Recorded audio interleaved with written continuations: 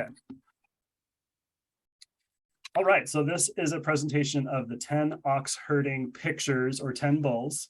The verses that will be displayed on screen are translations by Zenskai Ninguen from 1850-ish and Paul Reps. And the paintings are attributed to Tenshō Shūbun, which come from the 15th century. And the narration I'm going to be reading out loud is from Martine Batchelor, who is the author of The Principles of Zen. Okay, the 10 ox herding pictures describe the Zen tradition, a training path to enlightenment. Folk images, Number 1, searching for the ox. In this picture, the young ox herder is looking a little lost. He is searching for something, but he is not even sure what. This represents the stage when we have not yet started on the spiritual path, but we feel somewhat uncomfortable and unsatisfied. There are faint stirrings within us. We think that if we had enough material things, we would be happy. We would like to have a house with a nice garden or enough money to buy whatever takes our fancy, but nothing seems completely to satisfy us, to bring us that elusive, long-lasting happiness.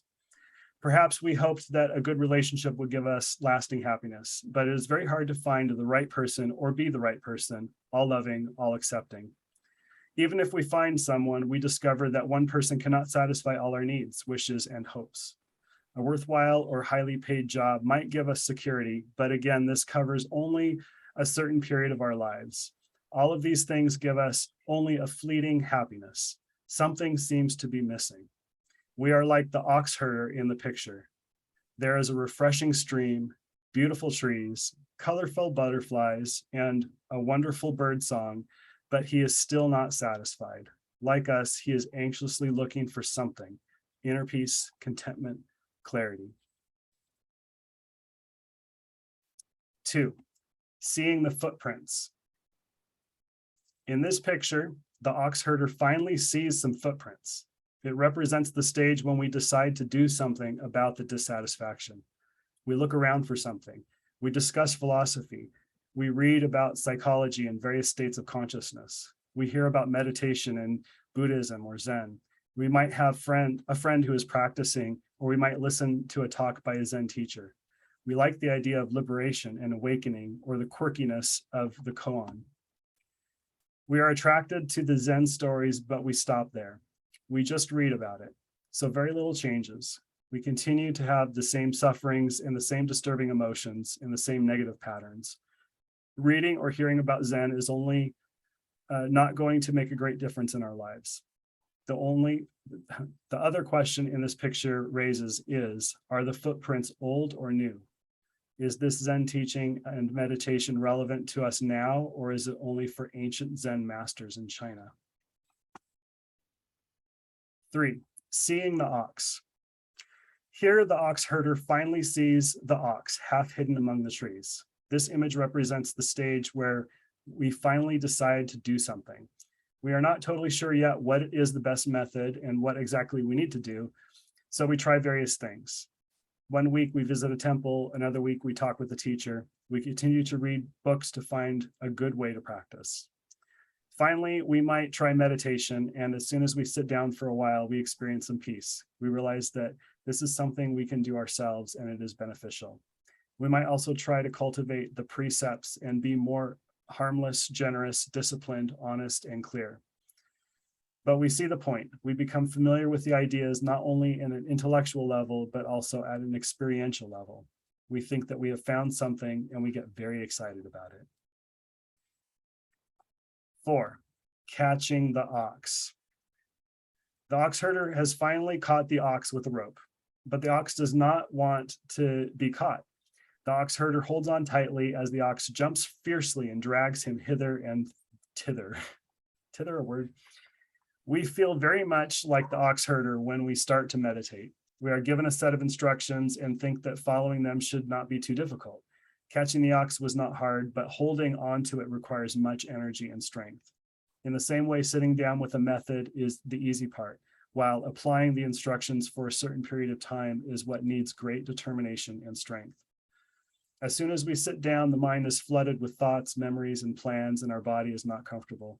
We start to have pain in the back and in the knees, and our cheeks start itching. We try various postures. We want to forget the past or the future because they come back all the more quickly. Like the ox herder, we have to be firm and hold on tightly. There are many obstacles: restlessness, sleepiness, daydreaming, etc. We have to realize that for the last 20, 30 years, we have culminated many habits which promoted distractions. And when we meditate, we go against all these habits. It's going to take some time before we dissolve the power of these tendencies.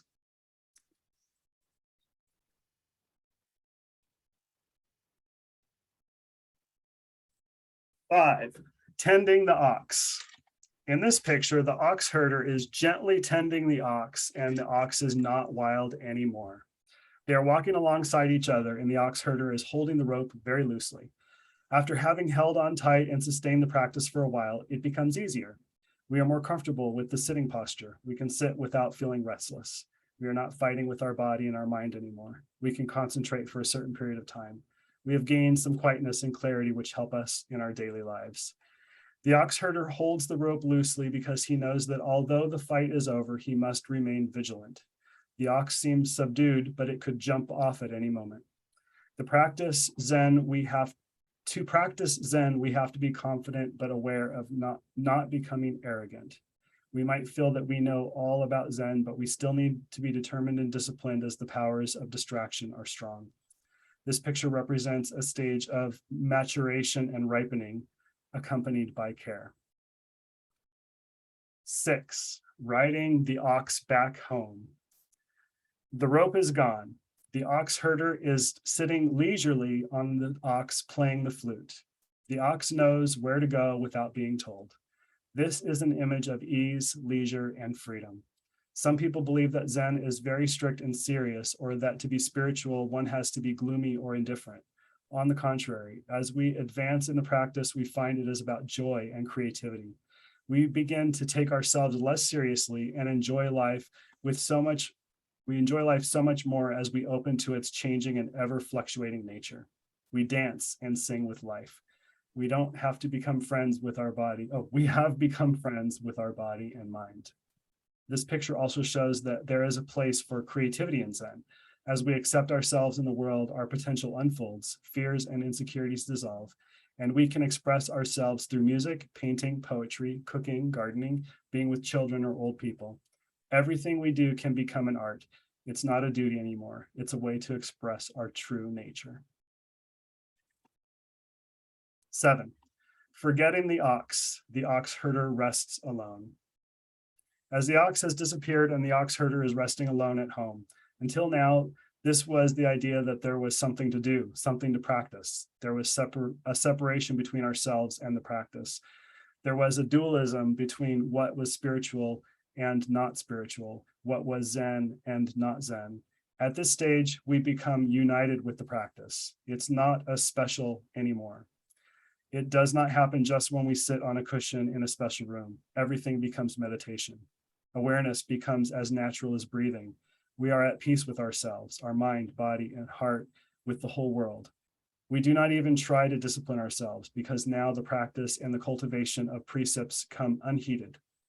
We do not have to do it, it does itself. As Master Kusan used to say, you are the one with the question. It is the question that walks, goes to the toilet, looks at the countryside. Harmlessness and generosity come naturally. In this state, you cannot even think of being unkind or telling lies. Those kinds of thoughts do not arise. 8, the ox and the ox herder are both forgotten.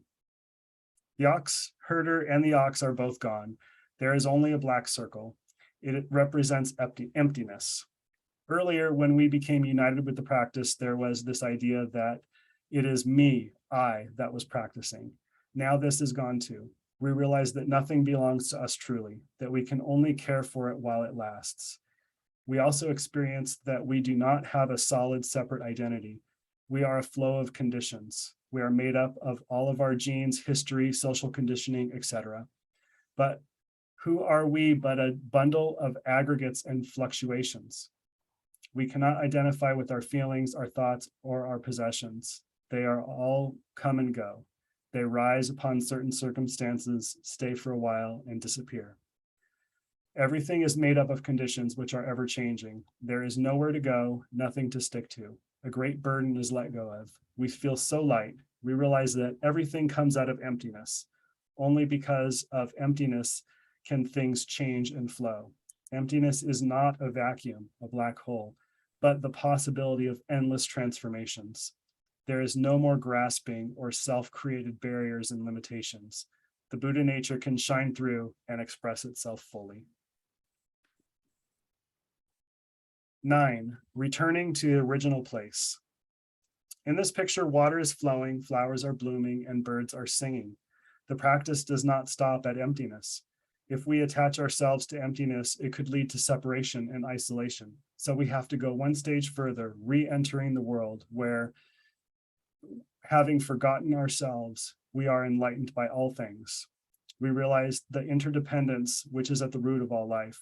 We eat and chew a piece of toast.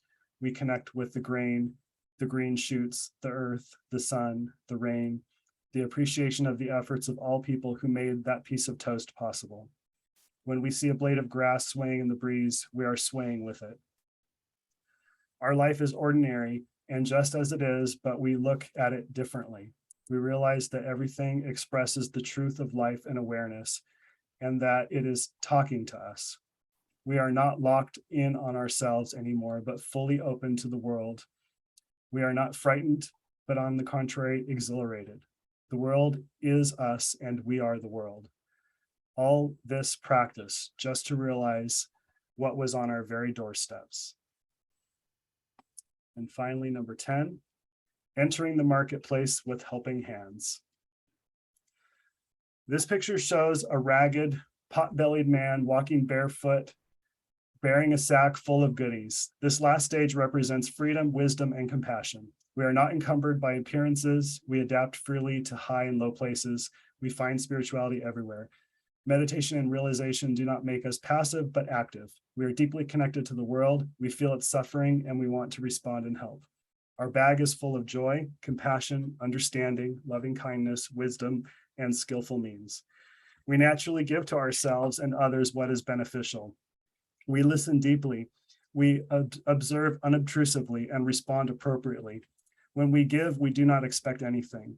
We are not superior to others when we help them. On the contrary, helping them is like helping ourselves, and we are grateful that they give us that opportunity. When we love, it is with total acceptance. We do not help only people like us and who are easy to be with, but also people who are difficult and grumpy. However, we do not force our ideas, our opinions, or what works for us on others. We do not take it all so seriously.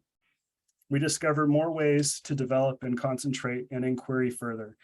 Master Kusan had 3 different major awakenings, and each time he continued to practice even more. Then the last time, his own teacher, Master Hubong, said, "Until now, you have been following me. Now it is I who should follow you." And that is the presentation of the 10 ox herding pictures and poem. I hope you enjoyed that. And I'll stop that recording.